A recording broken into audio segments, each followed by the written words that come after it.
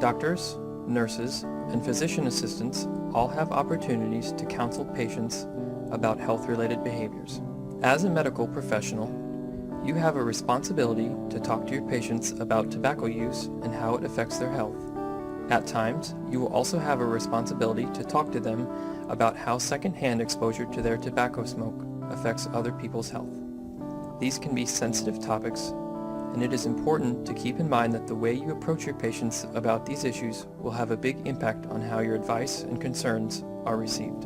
In general, it is not useful to confront or scold your patients about their tobacco habits, as that approach is usually not well received by patients and may interfere with your ability to counsel them effectively.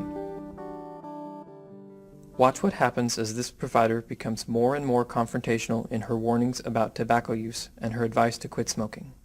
Okay, so I wrote a prescription for an antibiotic for Aiden that should help with the ear infection, but in looking through the chart, I mean, it seems like he's had 6 or 7 of these just in the past year or so. Yeah. That's really a big problem. Yeah, it's pretty stressful for both of us. I think it's really upset. Well, one of the primary risk factors for multiple ear infections in kids is actually smoke exposure. Are you smoking?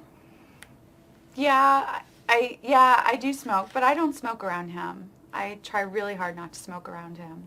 Well, the fact that he's having these ear infections is indicating to me that he is being exposed to smoke. And so what can you tell me about that? I don't know. I mean, I try really hard not to smoke around him. I don't smoke in the car. When he's home, I go outside to smoke.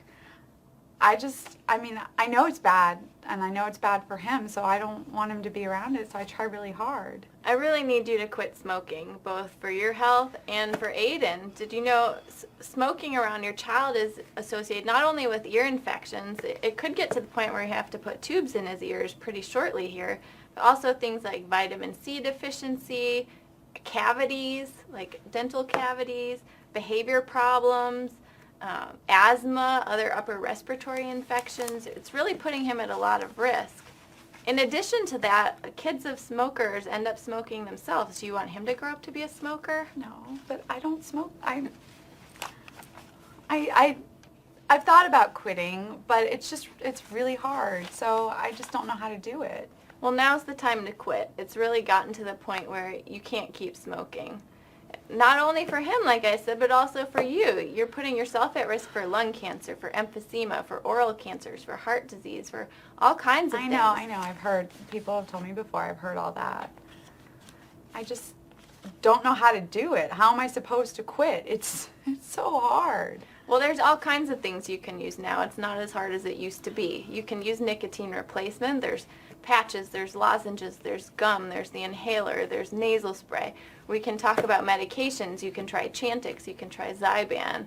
There's quit smoking groups you can go to. There's hotlines you can call. I just don't have time There's for no any of reason that. why you shouldn't be able to quit. This is really important. I understand that. I know it is. Everybody has problems, right? It's just really, really hard. Well, what can be more important to you than the health of your child?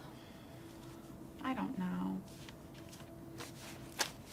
I really need you to tell me that you're going to quit smoking. This is really important.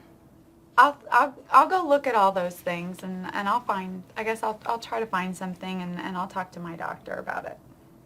Okay, well, I think you really need to think about this seriously. Like I said, it's really putting yourself and your child in danger. Okay.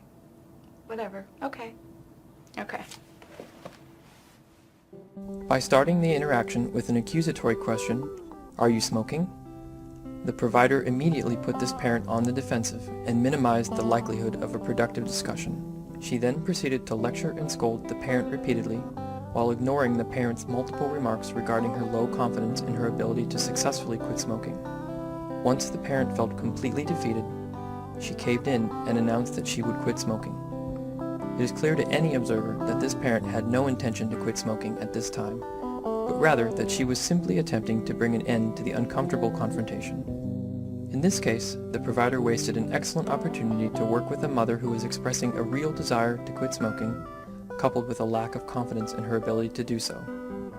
By listening to what the parent was really saying, the provider might have been able to help this parent develop a workable plan. In addition, both the provider and parent would have felt more satisfied with the interaction.